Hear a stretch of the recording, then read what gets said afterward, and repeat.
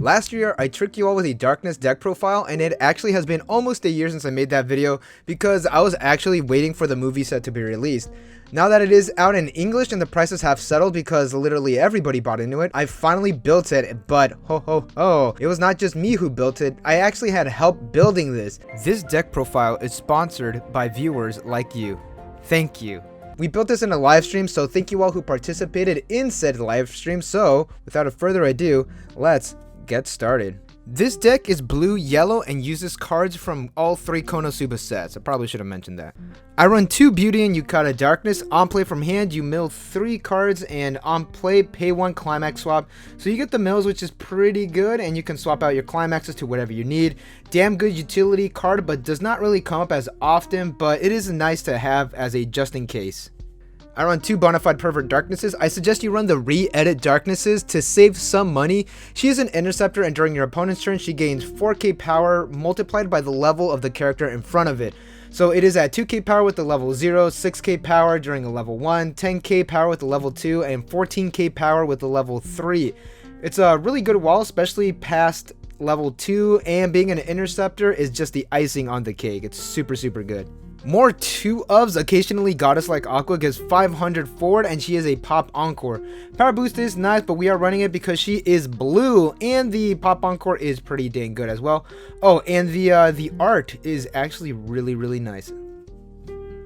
I run 3 Shameful Abuse Darkness. She is a double drop search and on attack mill 2, and if you mill the Climax, this gains +2 soul. I'm mainly running it for the drop search, but the mills are nice, and you can sock your opponent for 3 soul if you mill the Climax, which is a nice little extra form of disrespect right there. I also run 4 Giving Support Aquas. When you trigger a Climax, you give 1k power to a character, and she's a pay 1 Rest Searching Brainstorm. Pretty self-explanatory to why I do run this. Then this is actually very cheap for a double rare, which is pretty dang nice. And it does suck that this is a Searching Brainstorm, especially since you are milling a lot. It would have been better if it was a Salvaging, but the only other Salvaging Brainstorm only works with gates, so it's kind of counterintuitive with this deck because I'm not running any gates. Either way, it doesn't really matter because you mill a lot, and your level 1 combo, which we will talk about a little later, doesn't really care where you're getting their certain cards. So getting the search is pretty nice, and there's also the option of salvaging. Speaking of salvaging, a Break in the Forest Darkness, we have 4 of these, 500 forward and act. You ditch a copy of itself and you salvage a character. You need these for your combo, which I will explain later, but the salvaging is pretty nice. I used it a couple times. It doesn't come up as often, but it gets around. Put a pin on this card because we will be coming back to it. And actually, you know what? We'll just keep that over there in the corner just so we don't forget about it. Off to the level 1s. I do run 2 Endurance as my 4-state Darkness. This gains 1k power during your turn. And when this is sent from the stage to the waiting room, top check 4 at a Climax and you ditch the rest. And then you ditch a card. So you get your mills and you grab a Climax. And spoiler alert, you're probably getting your level 3 Climax combo, but that's later. It's a slow build for sure. Either way, 5k power during your turn, it's not bad, and there's no negative if you're just crashing into something, and, you know, assuming it's not a bomb. Now, I only run 2 of these because I run 3 of these. Sacred Create Water Aqua is the same condition as the last card, but this lets you top check 3, add a character, and then you ditch a card. Very nice. So we have 1 for the Climaxes and 1 for the characters. I might play around with the ratios, like maybe bump the darkness up to 3 and move this down to 2, but I am liking this, especially because this adds more blue into the deck, which is what I really need. And it's also a nice play extender. You could grab whatever combo piece that you are missing as well. And here is the Climax combo. Shivering from Disparagement Darkness gains 500 power for each other character, and on attack, if you have Orc Invasion in play and you have 2 or more other characters, you could either salvage or search the 2-1 Veneer or the 0-0 Darkness, which I'll show those cards a little later on. The Climax is a 1k1 and a wind when triggered. Okay, so you can search or salvage, and you can either get the Veneer or the Darkness. I bet you weren't expecting that underneath this card. I would love it would let me search or salvage both of the cards, but I think that would be a little too good for how much this deck can actually cost. Either way, this combo is damn good. 7k power on attack, and if you have some of the extra back rows, that's actually 7k 5. And pro tip, keep track where you keep your veneers and your darknesses, because you can actually rip them out of your deck. That way you're compressed even more for those cancels during your opponent's turn. Either way, why do we need the veneers? I'm going to jump around a bit, but I'm pretty much just going to go over the combo right now. Fierce Battle Veneer states that when it's played from your hand to the stage, you could send up to 2 of your level 3 darknesses from your waiting room, which is this one over here, to the bottom of your deck and act Fusion Xyz the 0/0 darkness on the field, which is this one over here.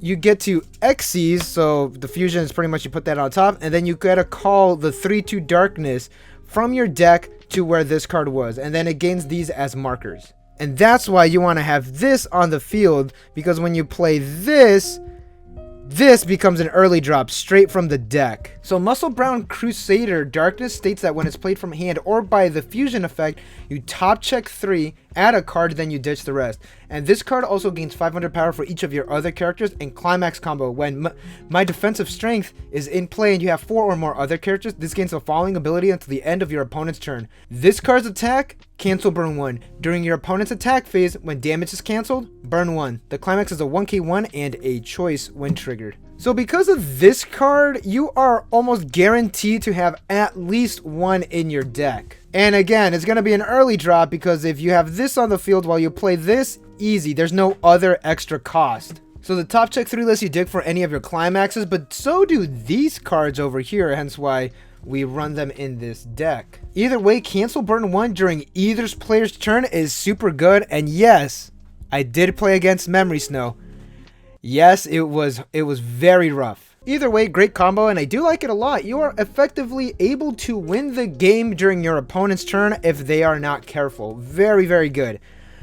Unless you're playing against Memory Snow or Kimono Friends. There's a lot of counters against this, though. Alright, here are the other cards. I'm going to run through them super quick. Seizure of Private Property, I run 2. You already know what this does. Like, come on. It's the best card in the whole set. Menacing Pose Aquas, give all your level 3s forward 2k power, and rest this card and you give one of your characters the following ability. On reverse, bounce that character to the bottom of the deck. Super good. You are using it for your early drop darknesses, which I mean is this card right here, but also your other early drop darkness and this aqua, but I haven't talked about those yet, so ignore that. I run 2 of the early drop darknesses, and I made a whole video about why this card is super good. Go watch that if you haven't. I only run 2 because it's more as a just in case.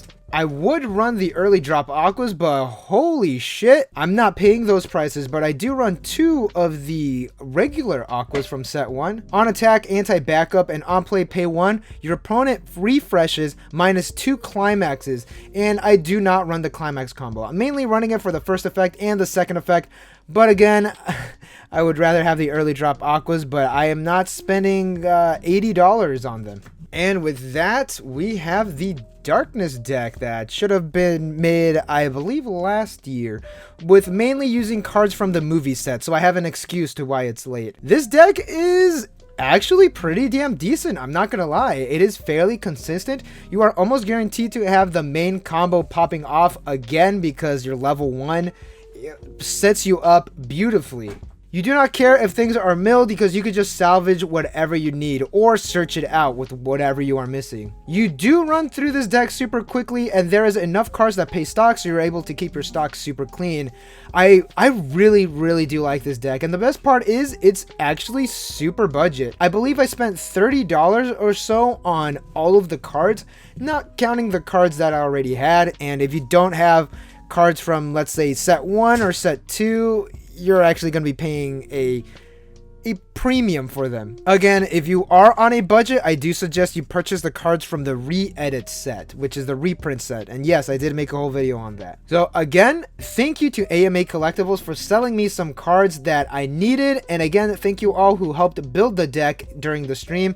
Your names will be appearing on the screen right over here right now. And again, thank you all for watching, and I will see you all in the next deck profile. Oh my god, I don't even know what this fucking deck does.